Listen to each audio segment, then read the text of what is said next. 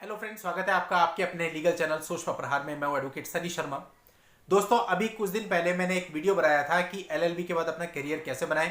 फिर second video में लेकर के आया था कि इंटर्नशिप कैसे पाए।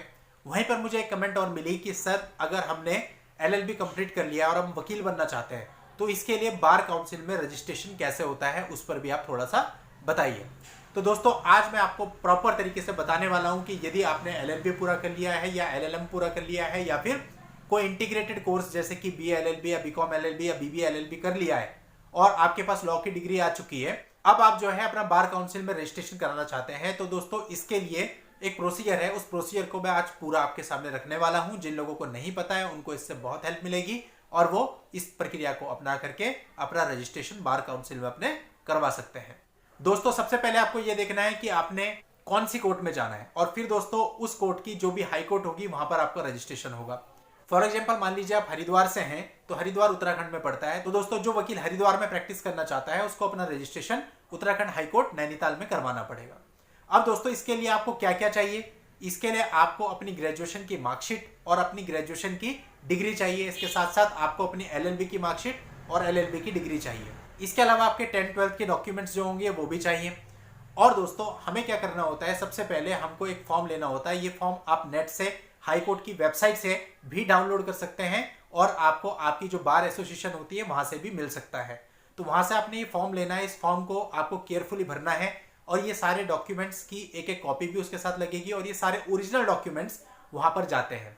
अब दोस्तों कई बार होता है कि अगर आप हाई कोर्ट से परिचित हैं, वहां पर आपका कोई जानने वाला है या आपको वहां पर हेल्प मिल सकती है, फिर तो आप डायरेक्टली हाई कोर्ट में जाकर के ये सारे डॉक्यूमेंट्स ले जा सकते हैं और इसके साथ में एक ड्राफ्ट लग जाता है जो कि फीस निर्धारित होती है। ये स्टेट टू स्टेट अलग भी हो सकती है। उत्तराखंड में लगभग 18,000 रुपए ये फीस है, तो वो एक ड्राफ्ट आपका बन करके एज ए फीस चला जाता है। आपके सारे ओरिजिनल डॉक्यूमेंट जाते हैं, आपका फॉर्म, फोटो वगैरह जाती है और एक हमारे यहाँ पर 500 रुपीज का स्टैम्प पेपर भी जाता है। तो ये स्टेट टू स्टेट डिफरेंट हो सकता है फीस और स्टैम्प पेपर कितने का जाए।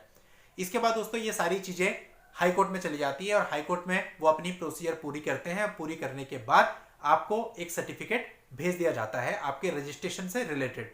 और दोस्तों आप ऐसा भी कर सकते हैं कि आपके प्लेस पे जो लोग ऐसे हों जो हाई कोर्ट से रिलेटेड हों, यानी कि जो हाई कोर्ट के मेंबर कभी रहे हों बार के, या फिर इलेक्शन वगैरह में उठते हों, या आपके प्रेसिडेंट साहब हो, सचिव साहब हो, इन सब लोगों का हाई कोर्ट में रोज का आना जाना होता है। तो आप अपने सारे डॉक्यूमेंट्स इन लोगों को भी दे सकते हैं। ये भी आपकी हेल्प इसमें कर सकते हैं, करवा के दे सकते हैं। तो हम लोगों ने ऐसे ही किया था। हम लोगों ने जब हमारा टाइम था तो हमने किन्हीं जानने वालों को अपने डॉक्यूमेंट्स दे दिए थे और उन्होंने वहां जाके रजिस्ट्रेशन करा के हमारे डॉक्यूमेंट सेफली हमको वापस कर दिए थे।